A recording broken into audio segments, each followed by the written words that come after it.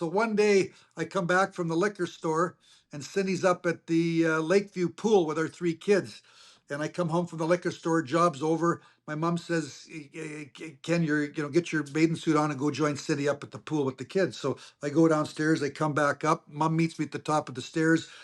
And she says, Ken, how's things going with hockey? And I said, well, not great. The agent's not really having any success. I'm getting a little nervous. And she said, Ken, what are you going to do if hockey doesn't work out? And I said, well, I think what we're going to do, Cindy's going to work at the hospital here in Vernon for 2 years. I'm going to go to college, and then we're going to go to Vancouver to UBC. I like numbers. I got to get a degree. And then my mom says, Ken, you're 29 years of age. You got three kids under the age of 5. You got to put food on the table. And I said, Mom, all I know how to do is stop pucks. So she brought out the Vernon News, and there was an advertisement there for an Electrolux vacuum cleaner salesman in the Vernon area. And she said, Ken, she said, we know lots of people in Vernon. It's the best product on the market. And she says, I'm going to buy your first vacuum. I've called the 800 number. The job's available, and you get 40% of every sale. And she says, I'm your first sale. And before I could say anything, she said she talked to Grandma Eastbrecht, who was my mom's mom, who lived 4 doors down. She said, Grandma Eastbrecht said she's going to be your second sale. I thought this gig's going pretty good. So I said to my mom, any idea the status of Aunt Emma's vacuum? She lived 2 doors down. And she said, Ken, family takes care of family. So I figured, you know what? I've sold 3 vacuum cleaners. I haven't even made the call to the 800 number. So I'm kind of high on the job. And I went up to Lakeview Pool, and my Cindy's a nurse. She went, all her sisters, are 6 of them. They all went to university. I told her about selling vacuum cleaners door to door, and she said, you are not doing that. She says, you're getting a degree.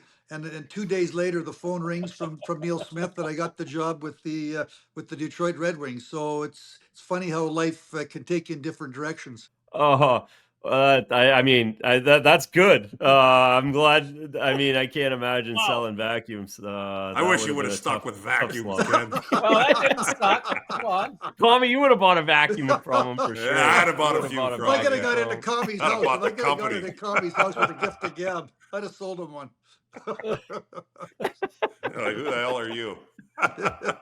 Oh, but then so great. for me, how was that first year of scouting, Kenny? Well, it was great. I got to work with Neil Smith, who we developed a relationship with. And in 1989, Neil Smith, I worked with him for 4 years. And in 1989, Neil Smith, after that draft, which was the draft that really set us up Neil Smith's last draft as the chief scout, and I was his, one of his scouts. The first round was Mike Sillinger, who played, we've played golf with a little Commie and I. Second round pick was Bob Bugner. Third round pick was Nicholas Lidstrom. Fourth round pick was Sergei Fedorov. Sixth round pick was Dallas Drake, and 11th round pick was Vladimir Konstantinov. And you added those guys to Yzerman, and it really was you had Yzerman, Fedorov, and Lidstrom and Konstantinov. That really was the engine, the core of the next 15 years. So in 1989, Neil Smith left to become the GM of the New York Rangers. And Jimmy D, I had a year to go, and Jimmy said, I want you to stay to be the chief scout of the Red Wings. So I stayed. And then in 1994, Jimmy D moved me to Detroit after Brian Murray had been let go.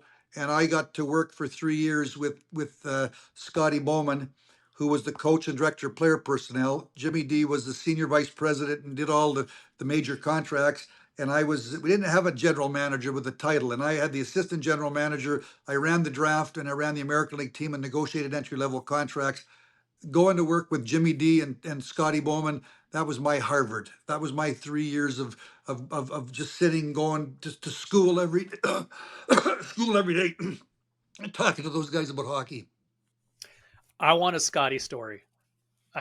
Give me a great Scotty story for us here, Ken. Please. I think there's a bunch. Well, I mean, he was a genius. He loves Aaron Ward. You go that way. No. Was he hard to work with? No, I had I don't know. We hit it off, and it was a great. I worked as assistant manager. I was with her from 94 to 97, and I became general manager from 97 to 02. So we worked together from 1994 to 2002. But he knew on and off the ice. He knew where everybody was going, and He kept everybody on edge. Um, and I think his greatest in his in-game adjustments and matchups just set him apart from everybody. He could he just knew when the game was going on, who was going, who wasn't going. He switched lines and he was just unbelievable bench boss. Ken, you were GM forever, obviously very successful wherever you went. I mean, I don't think I've ever asked you this. What would you say? I mean, you can give me both if you want, but what would be like? I'll go both ways. What was like if there was one thing you could put your finger on for your like favorite part of being a general manager, and maybe what was your least favorite? Like not a just in general, like not a. I'm not talking for like a specific situation. Well, Mike, If there was one, maybe you didn't have something. What I enjoy, what I learned from Jimmy Devellano and Scotty Bowman those 3 years, I think was, I'm going to call it the art of team building. And I thought that Scotty really understood the importance of the bottom six and the checkers and then the ability of versatility built into your lineup so you can move people around and you need puck movers, but you need defenders on the back end, and really building a team. It's not a collection of players. It's got to be and then the chemistry and the makeup, and so like working with him. So I guess what I would say to you, what did I enjoy most about being a manager? I enjoyed building, planning, working with your staff, your amateur scouts, your pro scouts, trying to build your team for the upcoming season, and then working with your scouts and trying to prepare for the draft, to try to draft the players that you think and the types of players that you think that would be successful. And certainly Jimmy Nill, who was my assistant general manager, Jimmy and I played junior together with the Medicine Tigers. In the mid 70s, so we had a relationship that went way back. And Hawk and Anderson, who was our director of European scouting, Joe McDonnell, those three people, successful franchises, it starts at the draft table. You got to draft players, and then whether they go onto your team or their assets that you use to trade to bring in other players, but you've got to have young players that impact your team. And certainly Jimmy Nill, Joe McDonnell, and Hawk and Anderson. You think about the Zetterbergs and the Datsuks and the sixth and seventh round, and Nick Cronwell late first, and Yuri Fisher late first, and Quincy in the fourth, and Jimmy Howard in the second, and Yuri Hoodler in the third or second, and Val Philippou in the third. There was a constant flow of players coming through. So I enjoyed the building.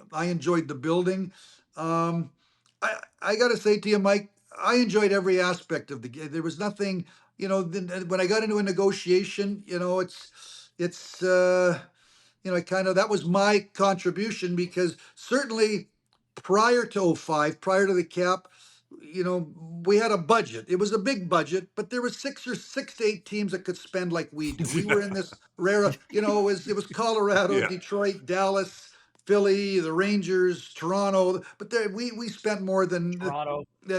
Toronto, and then certainly when '05 came, there's a cap, and you had to. So the importance of negotiating so that you could fit players in, and you got to find players, whether they're entry level players that impact your team, but they don't eat up a lot of the cap. So I would say to you, I enjoyed every aspect of the job. You gotta love it, because it's 24 hours a day, 7 days a week, 365 days a year. You gotta be on, and you gotta work with your staff. But it's I think we're all in the game. We love the game, and it's the greatest game in the world with the greatest people in the world. So there was nothing that I didn't enjoy about the job.